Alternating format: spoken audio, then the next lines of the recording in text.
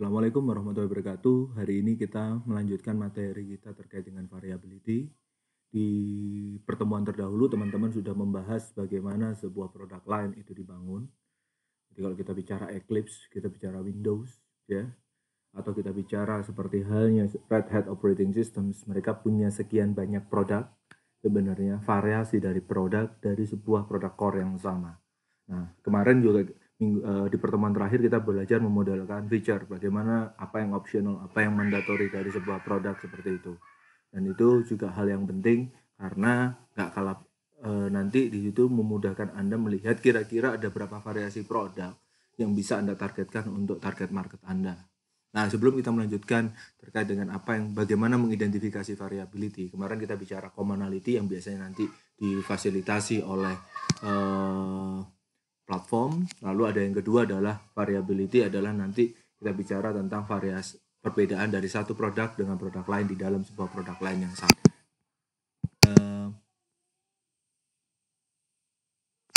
Lalu langkah yang kedua setelah domain engineering, maka bisa lagi Anda melakukan application engineering. Jadi tadi kemarin kita bicara ada artefak-artefak yang dikumpulkan dari domain. Application engineering adalah bagaimana artefak itu yang ada di dalam domain engineering dibind together untuk menjadi sebuah produk. Ya. Jadi kalau kita bicara kemarin sebagai contoh di Eclipse itu kita punya yang namanya Java IDE. Oh, produknya adalah ada yang namanya Platform Development Engineering, terus aja Java Development Engineering, compilernya, lalu yang namanya buildernya.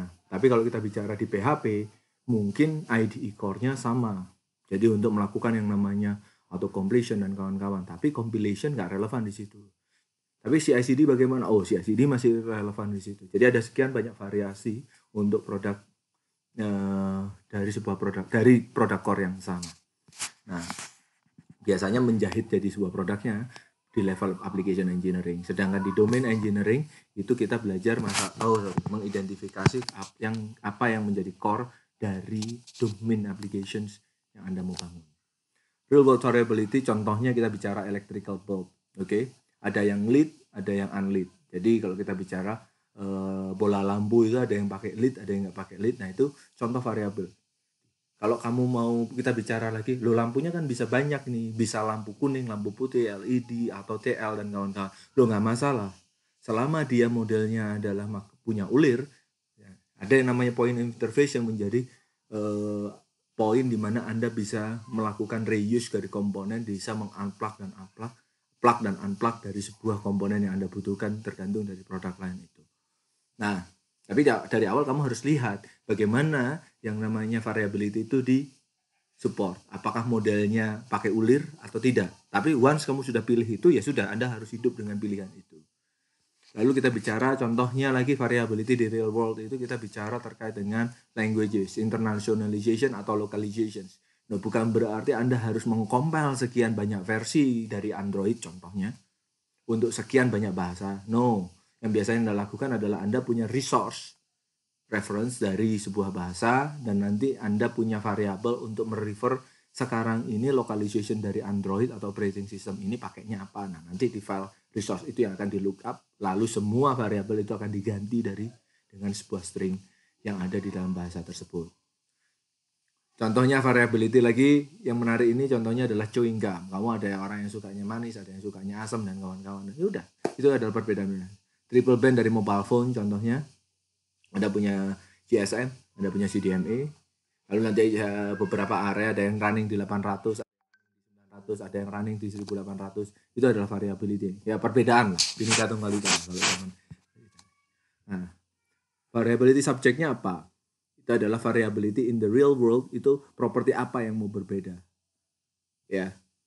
What does vary? Jadi kita harus lihat perbedaannya seperti apa dan apa yang berbeda. Oke. Nah, jadi kalau kita bicara software gitu ya tadi, bahasanya berbeda. Oke. Nah, lalu perbedaannya rangingnya seperti apa? Oh ya per variabel. Nanti ada satu teks diganti teks yang lain. Nah, variability object itu adalah instance dari perbedaan itu. Oh, ini adalah resource bahasa Indonesia, ini resource bahasa English United States, English British, English Australian, English Indian, and so on and so forth. Sama ya. Jadi kalau kita bicara masalah subject, variable subject itu tipenya atau kelas. dari variability. Variability object itu adalah instance level dari variability itu kalau nanti dipakai itu apa. Jadi kalau kita bicara mobil kemarin tuh sebagai contoh, engine-nya ada variability. Oke, bisa diesel, bisa gasoline, oke. Bisa electrical, bisa combustion engine. Nah, tapi yang kamu harus lihat, punya diesel engine, punya gasoline engine, punya electrical engine, itu adalah variability object-nya. Oke. Lupa nanti gearbox-nya akan beda antara yang combustion engine. Loh, oke, nanti ada yang namanya required. Once you choose combustion engines, maka gearbox-mu seperti itu. Either kamu pakai diesel atau gasoline. Oke, itu contoh dari variability di dunia. Contohnya color, ya. Color itu adalah subjeknya seperti apa.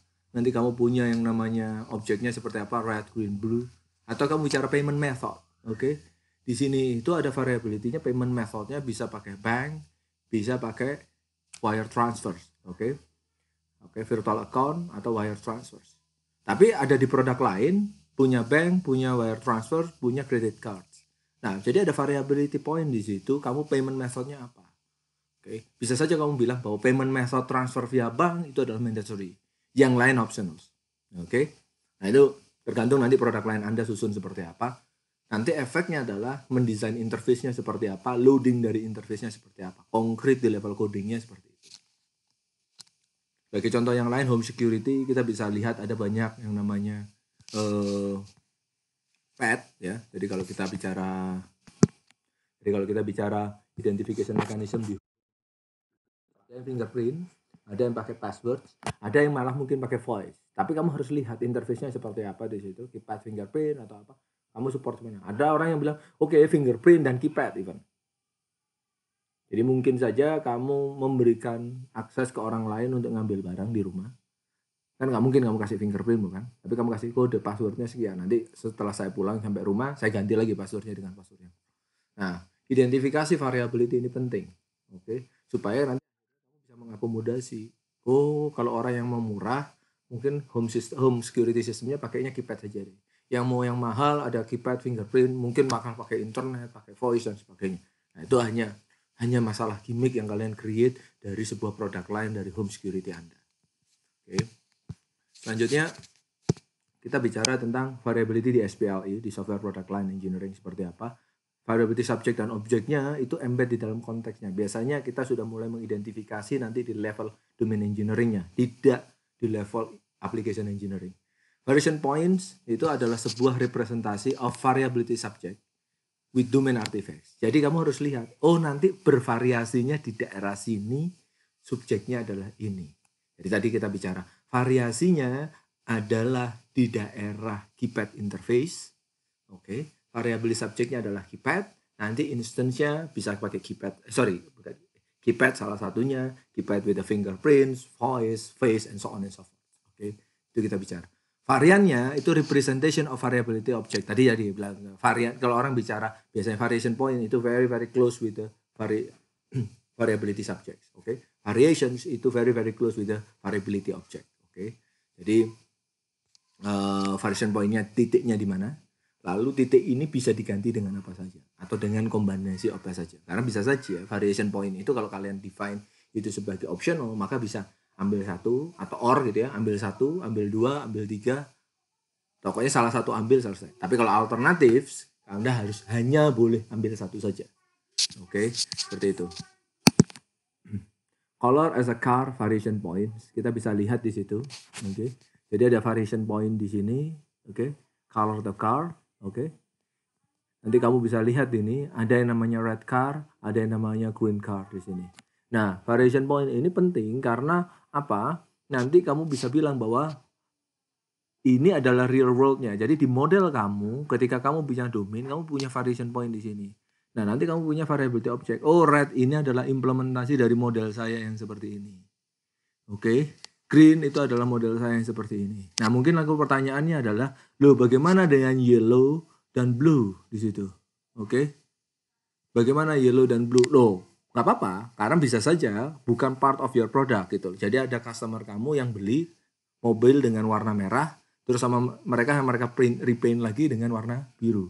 Oke. Itu nggak masalah, oke. Jadi Atau malah kamu bicara bahwa oke, di model saya cuma hanya merah sama green saja, tapi di kemudian hari orang marketing bilang warna biru sama kuning ini lagi ngetren. Ya sudah, oke, kamu bikin the real world itu, kamu bilang bahwa oke, ini adalah contoh variability object yang mungkin masih fit dengan variation point color of the car.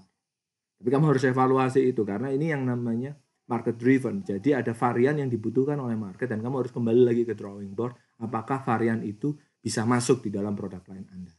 Kalau nggak masuk gimana? Pilihan dua, Anda refaktor lagi yang namanya produk line Anda, atau ya Anda skip tren dari pasar itu, Anda move to the next trend. Okay. Berikutnya adalah kita bicara step dalam mengidentifikasi variability di sini. Oke. Nah, pertama identifikasi dari variability subject. Jadi kalau kita bicara apa yang berbeda, terus variation point-nya di mana, lalu yang terakhir dari subject variation point itu akhirnya varian yang mungkin muncul apa saja. Nah, identifikasi variability subject itu apa? Contohnya kita balik lagi ke automation software. Tadi ya, kita bicara bahwa ada different way for communications. Oke. Sehingga yang namanya engineers mensuggest bahwa butuh yang namanya variability subject itu adalah type of network. Oke, variability subjectnya. Kita talking about variability subjectnya adalah type of network.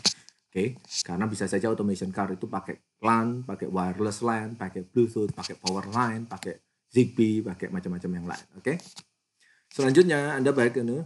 Oke, kalau kita punya type of network, sekarang pertanyaannya, masuknya variation point itu di dalam home automation systemnya itu seperti apa? Oke, kita labeling aja, contohnya kita punya home automation system network. Oke, jadi masuknya gimana nih?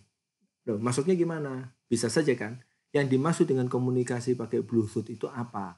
Oke, apakah itu terkait dengan kebutuhan mereka di dalam berkomunikasi antar device? Oke, atau jadi kalau kita bicara, contohnya kita bicara di sini nih. Oh, itu hanya kain yang antar network aja. Antar device deh. Bisa mereka pakai komunikasinya Bluetooth, bisa pakai komunikasinya wiring, bisa komunikasinya pakai Wi-Fi. Oke, IoT zaman sekarang kan Wi-Fi eranya. Nah, tapi atau kamu bicara, oh nggak bisa, ini nggak cukup nih. Kita butuh yang namanya Zigbee, karena jaraknya agak jauh, lalu komunikasi baud rate-nya nggak terlalu besar juga. Jadi kalau pakai Bluetooth, terlalu dekat, pakai Wi-Fi, oke, terlalu mahal, dan akhirnya kamu harus gelar yang namanya access point. Contohnya. Oke, kalau kayak gitu pertanyaan berarti home automation network system ini untuk di variation point-nya harus mengintroduce yang namanya arsitektur layer baru. Supaya dia mengintroduce sebuah platform ya kayak layer API yang akhirnya bisa disupply oleh banyak transport layernya, oke, atau malah physical layernya. Kalau kita bicara di network seperti itu. Nah, variation point ini harus mulai diperhatikan karena tadi kita bicara variation subjectnya is all about type of network, oke. Karena bisa saja ketika kita bicara type of network, kita bicara punya banyak variation point. Contohnya kita bicara, oh ini antar komunikasi devices kok. Oh ya sudah, kalau kayak gitu kita pakai kabel, pakai Bluetooth, atau pakai Wi-Fi. Kebanyakan di IoT kan seperti itu. Atau kita bicara, oh enggak, type of network, tapi bukan terkait dengan home automation system networknya, tapi terkait dengan gateway untuk ngobrol dengan cloud systemnya. Nah itu kan berarti variation point yang berbeda lagi, bukan satu type satu variability subject itu bisa nurunkan beberapa variation point. Ini masuknya di mana? Titik berubahnya di mana? Apakah antara gateway dengan cloud atau gateway dengan device atau device dengan device yang lain. Jadi kayak swarm, kayak mesh kan gayanya seperti itu. Oke. Kita sudah mengidentifikasi variation point-nya. Habis itu kalian tentukan tadi type of network itu kalau dia bicara home network system network ya. Tadi kita bicara type of network of home automation systems, maka kita bicara bahwa oke, bisa pakai LAN, bisa pakai wireless LAN, itu dua variasi yang berbeda.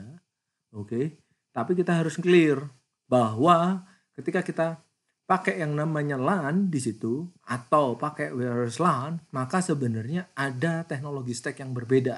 Oke. Jadi kalau kalian bicara berarti kan harus ada chipset Wi-Fi di sana. Oh iya, atau ada controller yang namanya untuk Ethernet card seperti itu. Oke. Nah, masing-masing akan punya konsekuensi dari memilih sebuah varian, oke?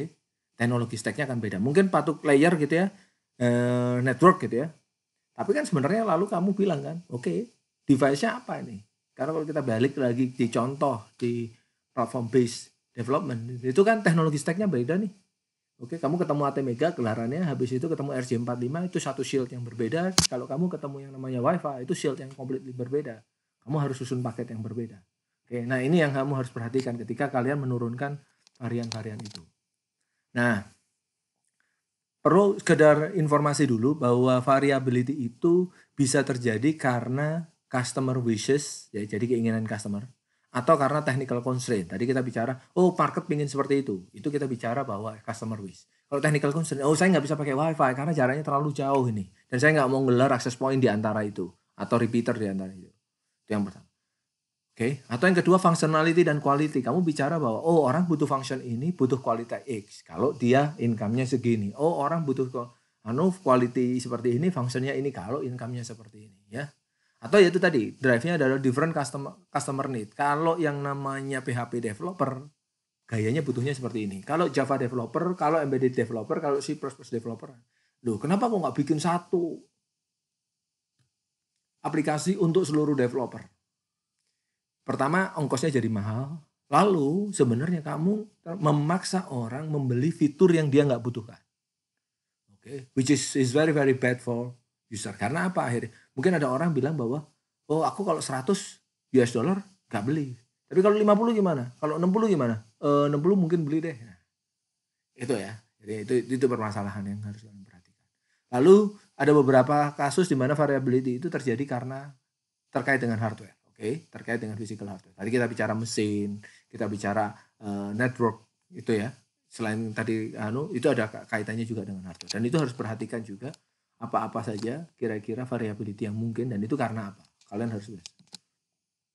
Lalu variability itu bisa terjadi external variability, ya. Biasanya itu di drive sama domain customer Anda atau regulation atau law. Tapi ada internal variability, itu sebenarnya hidden for customer, dan biasanya terkait dengan technical issues, terkait dengan hardware, ya biasanya kayak gitu. Jadi karena kalian punya technical refinement, jadi bukan di drive sama customer atau external force, tapi di drive dari internal development team sendiri. Nah, kalian harus tahu bahwa ada banyak variability yang ngedrive di sini. Jadi kalau kita bicara di sini ada stakeholders needs and law standards gitu ya. Stakeholder tidak hanya customer. Nah, itu eksternal paling tinggi nih. Dan dia akan punya impact ke internal variability. Contoh kita bicara kasus kalian punya software yang memproses healthcare information systems, oke? Healthcare. Kalau kamu pergi ke Amerika, itu ada requirement yang keras bahwa healthcare information system itu tidak boleh disimpan ke disk. Oke, akhirnya ketika kalian punya basis data, kalian harus tahu nih mana basis data yang nggak pernah nyimpen ke disk. Saya nggak tahu ya regulasinya sekeras apa. Karena sebenarnya kalau kita perhatikan, memori itu kadang-kadang sama operating system disimpan juga ke disk kan. Kalau mereka bilang page-nya penuh, fault, terus habis itu harus disimpan disk. Apakah itu qualified atau tidak? Nah itu. Jadi ada external variability yang ngedrive ke sisi yang lain. Baik sisi requirement-nya, nanti bisa sisi desainnya, komponennya, sampai malah testing. Jadi kalau kita bicara ada regulation terkait dengan PCI DSS, Payment Card Industries ya. Itu kalau orang biasanya terkait dengan e-commerce, payment gateway, payment e-wallet seperti itu, mereka punya aturan bahwa contohnya gini, bahwa yang namanya credit card number, yang namanya BIN ya, bank identification number dan kawan-kawan seperti itu nggak boleh masuk ke lock. Terus storage itu harus dipisahkan antara secure storage dan sama yang namanya transaction related storage, dan itu semuanya harus diaudit. Ini yang harus kita perhatikan. Begitu requirement itu diintroduce, desain kena, komponen kena, testing kena. Jadi kalian harus lihat di sini bahwa refinement ini turun ke bawah. Jadi ini kayak trickle down effect gitu. Dan setiap kali Anda menambah yang namanya variability, maka Anda menambah kompleksitas dan akan nambah interrelation atau interface, dan itu bikin kompleks juga. Baik secara testing unitnya maupun integrationnya maupun sistem testnya. Nah, tadi ya, bagi variability bisa terjadi di drive oleh requirements, oleh design, mendrive yang namanya realizations atau construction, dan yang terakhir mendrive yang namanya proses testing. Nah, ini contoh ya, kemarin kita bicara bahwa ini ada feature diagram seperti ini, kalian bisa bilang bahwa fitur ini itu detail implementasinya seperti ini. Fitur yang ini detail implementasinya seperti ini. Udah detailnya kalian bisa lihat di Chomsky 2005 ya, papernya. Ini kalau nggak salah IBM, Fogg ya. Jadi mereka bilang ini ada kaitannya nih. Sehingga kalau kalian punya menghitung ada berapa varian dari feature model ini, sebenarnya kalian bisa menghitung juga nanti kira-kira cara nge-compile dan nge-linking benda-benda ini seperti apa, bergantung dari cut set dari feature model itu. Baik, terima kasih, selamat belajar. Assalamualaikum warahmatullahi wabarakatuh.